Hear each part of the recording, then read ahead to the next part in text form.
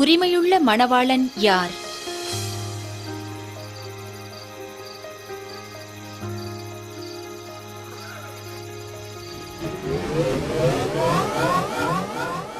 வெகு நாட்களுக்கு முன்னால யமுனா நதி கரையில ஒரு பிராமணன் வாழ்ந்து வந்தாரு. அவரோட பேரு ராமா. அவர் படிச்சவரு, அதோட கடவுள் பக்தியும் கொண்டவரு. அவர் தன்னோட மனைவி கமலாம்பாளோடையும் மகள் சந்தனாவோடையும் வாழ்ந்துட்டு வந்தாரு. சந்தனா ஒரு அழகான புத்திசாலியான பொண்ணு. கமலா, நான் என்னோட நண்பர் வீட்டுக்கு போயிட்டு வரேன். நான் அவரை பார்த்து ரொம்ப வருஷம் ஆச்சு. நாம நம்ம பொண்ணோட கல்யாணத்தை பத்தி கொஞ்சம் யோசிக்கணும். என்ன இப்படி சும்மா ஊரை சுத்திட்டு இருக்கீங்க? கொஞ்சம் பொறுப்பா நடந்துக்கங்க. நானும் அவளுக்கு ஒரு நல்ல வரனா தேடிட்டு இருக்கேன். அது மட்டும் இல்ல, நான் என் தோழி காமாட்சி கிட்ட கூட நம்ம பொண்ணுக்கு ஏத்த மாதிரி ஒரு நல்ல வரன் பார்க்க சொல்லியிருக்கேன். எங்க அண்ணா துளசிராம் கூட நல்ல வரனா தேடிட்டு இருக்காரு.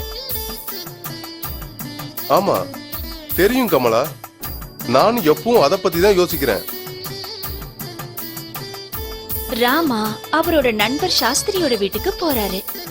ரெண்டு பேரும் ரொம்ப வருஷத்துக்கு அப்புறம் சந்திச்சுக்கிறாங்க. வணக்கம் என் நண்பனே ராமா. நாம் இருவரும் சந்தித்து 2 வருடங்களுக்கு மேலாகிறது அல்லவா?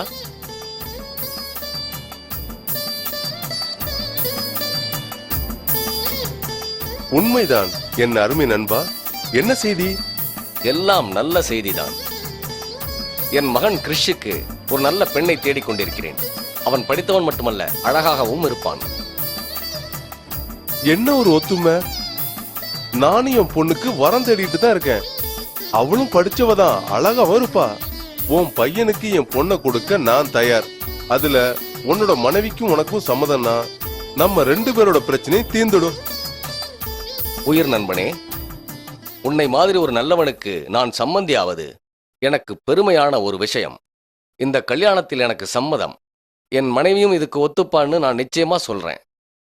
என் பையன் உன் பொண்ணை வந்து பார்க்கறதுக்கு ஒரு நல்ல நாளா பார்த்து சொல்லு. நான் முதல்ல வீட்டுக்கு போய் விஷயத்தை என் மனைவி கிட்டையும் மைத்துனும் கிட்டையும் சொல்றேன். அவங்கள விட முக்கியமா என் பொண்ணு சந்தனா கிட்டையும் சொல்றேன். ராமா வீட்டுக்கு போனதும் தான் மனைவி கிட்ட சந்தனாவுக்கு தான் நண்பனோட பையன் கிறிஷ நிச்சயம் பண்ண விஷயத்த ரொம்ப சந்தோஷமா சொல்ல துடிச்சாரு. கமலா, நான் சொல்ல போற சந்தோஷமான செய்தியை கேளு. என்னங்க, முதல்ல நான் சொல்ல போற இந்த சந்தோஷமான செய்தியை கேளுங்க. காலையில என் தோழி காமாட்சியை பத்தி சொன்னேன் இல்லையா? நீங்க கிளம்பி போனதும் அவ நம்ம வீட்டுக்கு வந்தா. நம்ம பொண்ணுக்கு அவ ஒரு வரன் பார்த்துட்டு வந்திருக்கா. அது அவ அக்காவோட பையனா. இந்த விஷயம் முதல்லயே எப்படி எனக்கு தோணாம போச்சுன்னு தான் எனக்கு புரியவே இல்ல. பையனோட பேரு தேவராஜன். படிச்சவன், அதோட அழகாவும் இருப்பாங்க. அடடா கமலா, என்ன இப்படி பண்ணிட்ட? நான் இப்பதான் என் நண்பர் சாஸ்திரி கிட்ட பேசினேன். அவரோட பையனை நம்ம பொண்ணுக்கு நிச்சயம் பண்ணிட்டேன். அவனும் அழகா இருப்பானா, நிறைய படிச்சிருக்கானா. சந்தனாவுக்கு கல்யாண வயசு வந்ததும் அவளை பெத்தவங்களும் அவளோட தாய் மாமன் துளசிராமனும் அவளுக்கு ஒரு நல்ல வரனை தேடிட்டு இருந்தாங்க. இப்ப என்ன செய்யறது? இப்ப நம்ம பொண்ணுக்கு 3 வரன்கள் அமைஞ்சிடுச்சு. யாருக்கு நம்ம சரின்னு சொல்றது, யாருக்கு இல்லன்னு சொல்றது? நீங்களே சொல்லுங்க. என்னங்க, இது ரொம்ப சங்கடமான நிலைமைதான். இப்ப நாம என்ன பண்றது? நாம அவசரப்பட வேண்டாம்.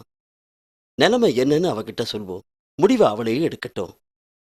ஒரு நல்ல முகூர்த்த நாளா பார்த்து நாம பார்த்து வச்சிருக்கிற அந்த பையன்களை வர சொல்லலாம். யார் கணவன்னு சந்தனாவே முடிவெடுக்கட்டும்.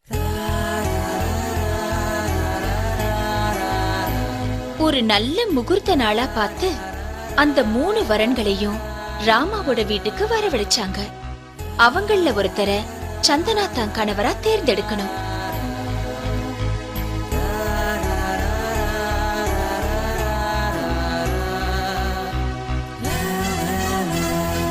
அந்த 3 வரன்களுமே ரொம்ப அழகா இருந்தாங்க.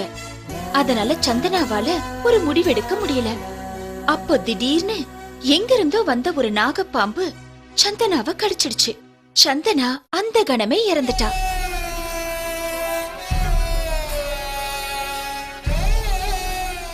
ஐயோ, எங்களோட ஒரே பொண்ணு எங்களை தனியா விட்டுட்டு போயிட்டாலே. கடவுளே, நாங்க என்ன பாவம் பண்ணோம்? எங்க பொண்ணு எங்க கிட்ட இருந்து பிரிச்சுட்டியே. அவளை பார்த்த அந்த நிமிஷமே எனக்கு அவளை பிடிச்சு போச்சு. அவ இப்படி இறந்தது என் மனசை பாதிச்சிருச்சு. அவளோட இறுதிச் சடங்குகளை நானே செய்யறேன். அவளை பார்த்ததும் நான் மனசை பறி கொடுத்துட்டேன். விதி என்கிட்ட இருந்து அவளை பிரிச்சு கொண்டு போயிருச்சு. அவளுடைய சாம்பலை எடுத்துட்டு போய் ஒரு தனி குடிசையில வச்சு அவ நினைவுகளோடயே வாழ்ந்துருவேன். நான் அவளை கல்யாணம் பண்ணிக்க தான் நினைச்சேன். விதிய யாராலையும் மாத்த முடியாது. நான் எல்லா ஸ்தலங்களுக்கும் புனித யாத்திரை போக போறேன்.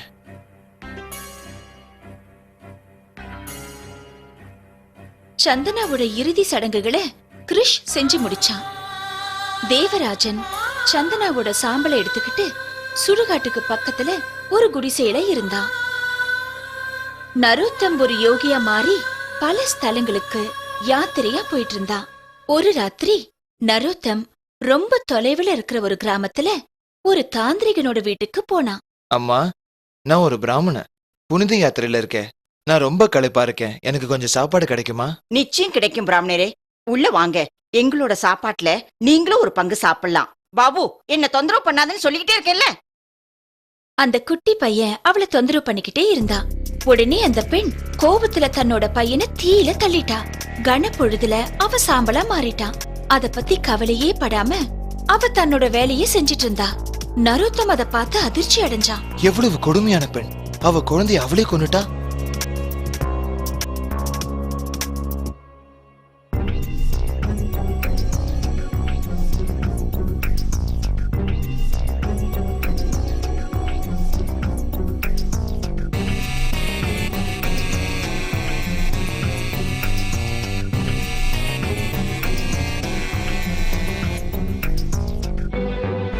அந்த தாந்திரிக புத்தகத்தை நாம எப்படியாவது எடுத்தாகணும்.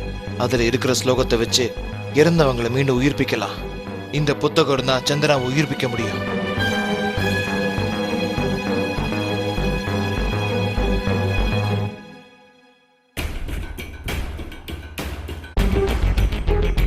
அன்னைக்கு ராத்திரி நரோத்தம் அந்த தாந்திரிகனோட வீட்ல இருந்து புத்தகத்தை திருடிட்டு தேவராஜன் சந்தனாவோட சாம்பலை வச்சுட்டு தங்கிட்டு இருக்கிற சுடுகாட்டுக்கு பக்கத்துல இருக்கிற குடிசைக்கு போனான்.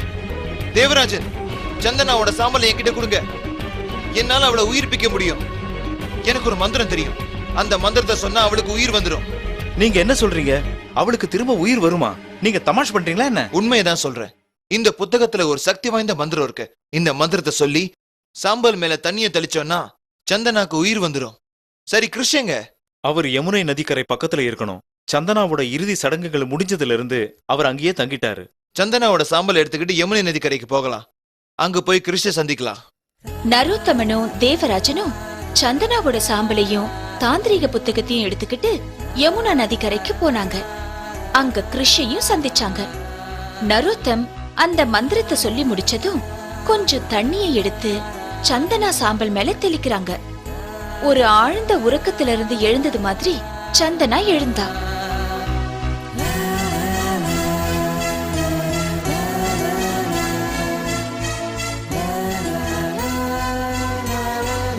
இதுதான் அந்த கதை. அந்த 3 பேருமே சந்தனாவை மனசார விரும்பினாங்க. அவளை கல்யாணம் பண்ணிக்கணும்னு ஆசைப்பட்டாங்க.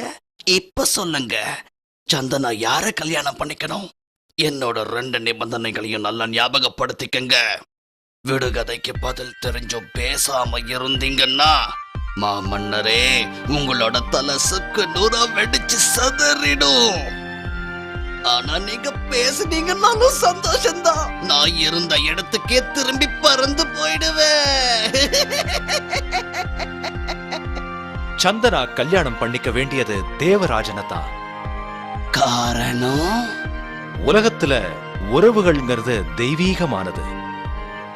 நரோத்தம் சந்தனாவுக்கு ஒரு புது உயிரை கொடுத்தான். அதனால அவன் சந்தனாவுக்கு தந்தை முறையாயிடுறான். கிருஷ் அவளோட இறுதி சடங்குகளை செஞ்சான். அதனால அவ அவளுக்கு பையன் முறை ஆயிடுறான். தேவராஜனோ அவளோட சாம்பலோட அவளோட நினைவுகள்லயே வாழ்ந்துகிட்டு இருந்தான். அதனால அவளை கல்யாணம் பண்ணிக்க வேண்டியது தேவராஜன் தான். ரொம்ப சரியா சொன்னீங்க அரசே. நீங்க ரொம்ப புத்திசாலி. ஆனா நான் சொன்ன நிபந்தனைய நீங்க மீறிட்டீங்க. கொஞ்சம் கூட யோசிக்காம நீங்க பேசிட்டீங்க. அதனால நான் என் இடத்துக்கே திரும்பி பறந்து போறேன்.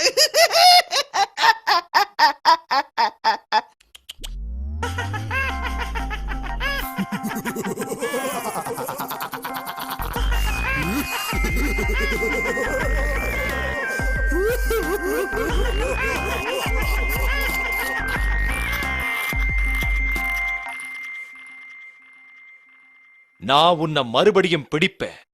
அந்த முனிவருக்கு செஞ்சு கொடுத்த சத்தியத்தை காப்பாத்துவேன்.